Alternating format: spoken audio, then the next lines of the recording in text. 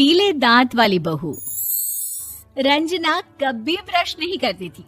उसे कितनी बार उसके माँ बाप ने डांटा, लेकिन उसका कोई असर उस पर होता ही नहीं था, जिस कारण से उसके दांत पीले पीले हो जाते हैं। शादी के बाद। अरे बहू, वैसे तो तुझ में कोई कमी नहीं है, पर तेरे दांत इतने पीले कैसे हैं बेटा? कैसे मतलब? कोई सर्जरी थोड़ी ना कराइए। वो तो क्या नाम, मैं ब्रश नहीं करती थी तो पीले हो गए। अब क्या करूं? आप कहें तो लाल करवा लूं या फिर काले? यार ये क्या है, क्यों माँ से लड़ रही हो? लड़ रही हूँ?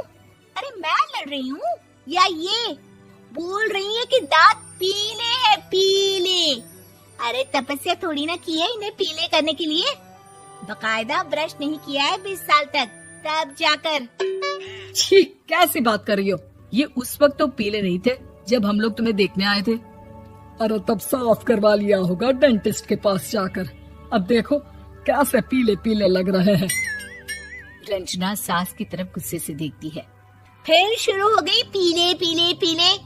अरे पीले तो तब भी थे जब मेरे हाथ का रसगुल्ला उड़ा उड़ा कर खा रही थी और बोल रही थी, लड़की नहीं गुणों का खजाना दे रहे भाई साहब आप।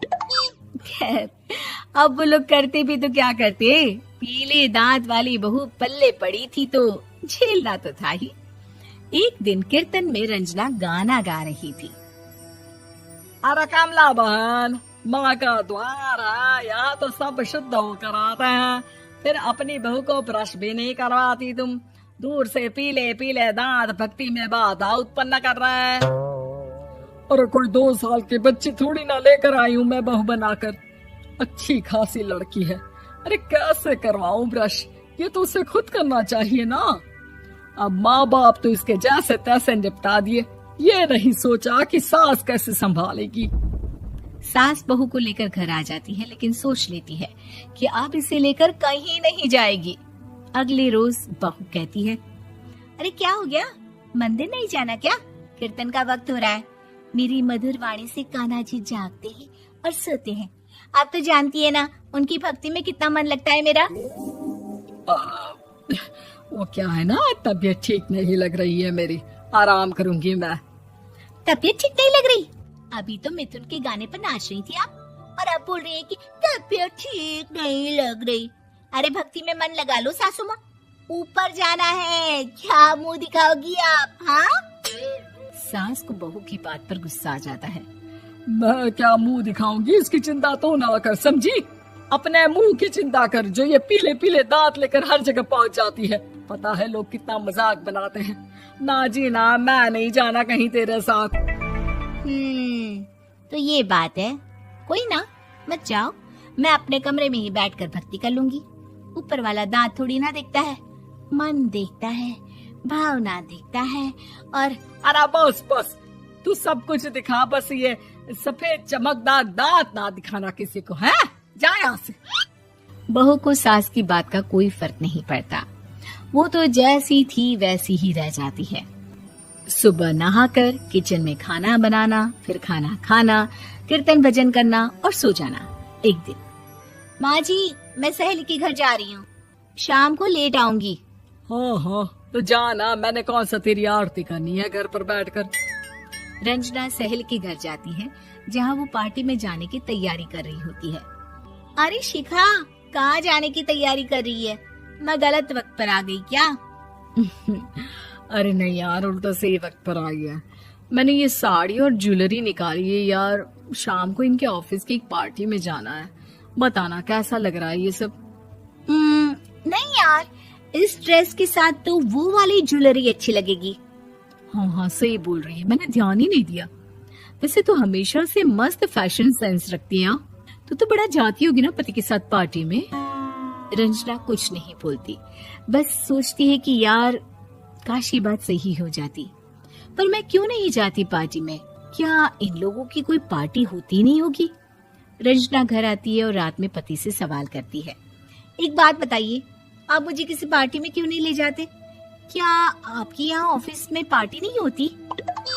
पति बेचारा क्या कहता कि दांत पीले हैं तुम्हारे इसलिए। अरे कोई पार्टी होती नहीं हम लोगों के ऑफिस में, तो कहाँ से लेकर जाऊं? और मार्केट, मॉल, कहीं वीकेंड घूमना, कहीं तो। अरे यार सारे हफ्ते में एक छुट्टी मिलती है, तो सोचता हूँ कि आराम ही कर लूं। क्यों? रंजना मन मार के रह जाती है।